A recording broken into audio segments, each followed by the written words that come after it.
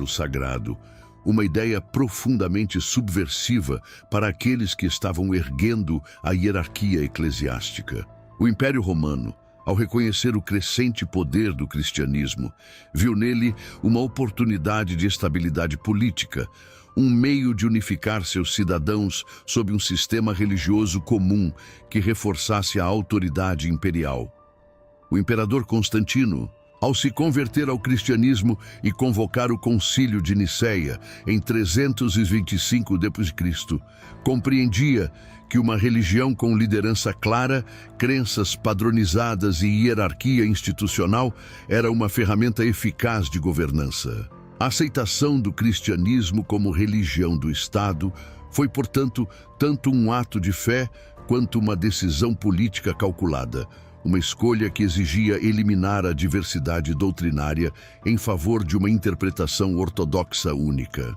Qualquer texto que promovesse a iluminação espiritual individual em detrimento da submissão à autoridade eclesiástica era visto não apenas como ameaça religiosa, mas como risco à própria estabilidade do império.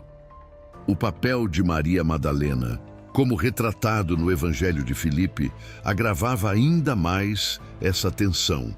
Se ela tivesse sido apresentada apenas como uma discípula piedosa, sua presença talvez não fosse tão perturbadora. No entanto, a sugestão de que ela era a companheira mais próxima de Jesus, detentora de sabedoria secreta e potencial rival de Pedro e dos demais apóstolos, representava um sério problema para a liderança eclesiástica em formação. A Igreja nascente estabelecia-se sobre uma liderança exclusivamente masculina, em consonância com as estruturas patriarcais, tanto do mundo romano quanto judaico, e a ideia de que uma mulher pudesse deter a autoridade espiritual superior à dos homens. Era, além de teologicamente desconfortável, politicamente inaceitável. Além disso, os ensinamentos do Evangelho de Filipe sobre a união divina, especialmente suas referências enigmáticas à câmara nupcial, sugerem uma espiritualidade profundamente distinta da ênfase cristã emergente sobre o celibato e o ascetismo. À medida que a Igreja se distanciava de suas raízes judaicas e de outros movimentos religiosos que valorizavam expressões físicas de fé, ela passou a promover a ideia de que a pureza espiritual exigia o repúdio aos desejos corporais. Isso se vê reforçado em figuras como Paulo, que escreveu: "É bom que o homem não toque em mulher", 1 Coríntios 7:1, promovendo o celibato como forma mais elevada de devoção. Já o Evangelho de Filipe sugere outra via, que a verdadeira iluminação espiritual não surge da negação do corpo, mas da reconciliação entre o físico e o espiritual, da fusão entre o humano e o divino em um estado de união sagrada. Tal noção era profundamente inquietante para uma igreja que baseava sua teologia na repressão dos desejos corporais e no controle das paixões humanas. A supressão do Evangelho de Filipe e de outros textos gnósticos não visava apenas preservar a ortodoxia doutrinária, mas manter o controle. Os ensinamentos contidos nesses escritos encorajavam uma relação direta e pessoal com Deus. Uma que não exigia intermediários, nem dependia de sacerdotes, bispos ou rituais formais para mediar a experiência divina. Se tais ideias tivessem prosperado, o próprio fundamento da igreja institucional poderia ter sido abalado, pois os fiéis poderiam buscar o despertar espiritual por si mesmos, sem recorrer à liderança religiosa. A autoridade da igreja foi, em muitos aspectos, construída sobre a crença de que apenas por meio do clero ordenado seria possível acessar os mistérios da fé. E tudo o que sugerisse o contrário precisava ser condenado como heresia. No entanto, a exclusão do Evangelho de Filipe não apagou as questões que ele levantava. Mesmo séculos depois, com a redescoberta desses textos em Nag Hammadi, em 1945, reacenderam-se os debates sobre o que o cristianismo poderia ter sido se essas vozes alternativas não tivessem sido silenciadas. Será que a fé teria se tornado mais mística, mais inclusiva, mais centrada na transformação espiritual pessoal e menos na autoridade institucional? Será que figuras como Maria Madalena teriam sido reconhecidas não como personagens secundárias na história de Jesus, mas como líderes, mestras e portadoras de sabedoria divina?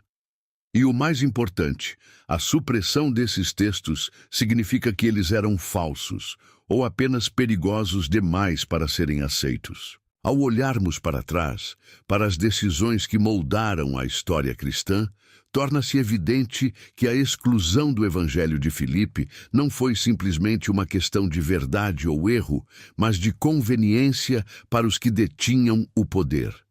A Igreja, ao trilhar o caminho de movimento perseguido à religião dominante de um império, precisou fazer escolhas que garantissem sua sobrevivência.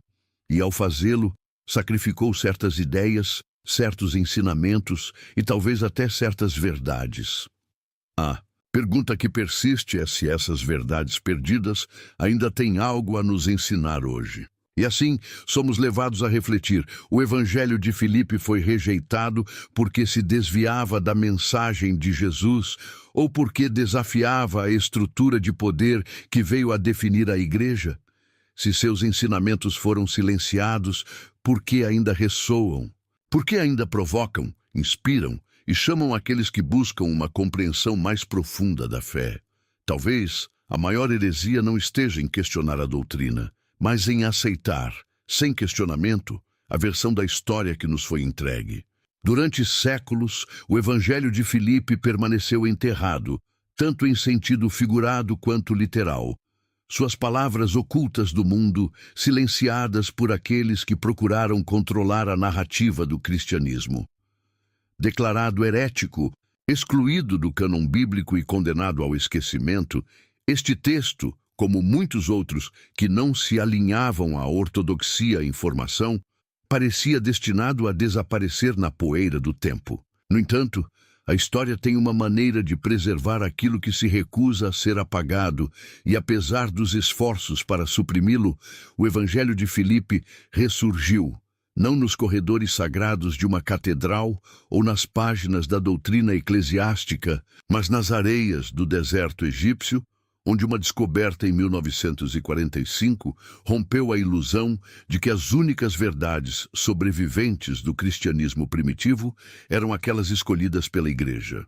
Com a descoberta da Biblioteca de Nag Hammadi, uma coleção de escritos gnósticos há muito perdidos, o mundo recebeu um vislumbre de um cristianismo esquecido, um cristianismo místico, radical e, em muitos aspectos, completamente diferente da fé que foi transmitida ao longo dos séculos. Entre esses textos, o Evangelho de Filipe emergiu novamente, carregando consigo perguntas não respondidas, desafiando suposições e forçando estudiosos e crentes a reconsiderar a profundidade e complexidade do pensamento cristão nos primeiros séculos.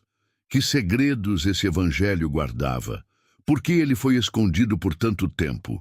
E, mais importante, o que ele pode revelar sobre a natureza da fé, o papel de Maria Madalena e o caminho para o conhecimento divino que um dia foi ensinado, mas mais tarde considerado perigoso demais para sobreviver? Ao voltarmos nosso olhar para a redescoberta do Evangelho de Filipe e os mistérios que ele contém, adentramos um mundo de sabedoria ancestral que quase se perdeu no tempo. Um mundo onde o cristianismo ainda não havia sido moldado por dogmas rígidos, mas existia como um diálogo vivo e em evolução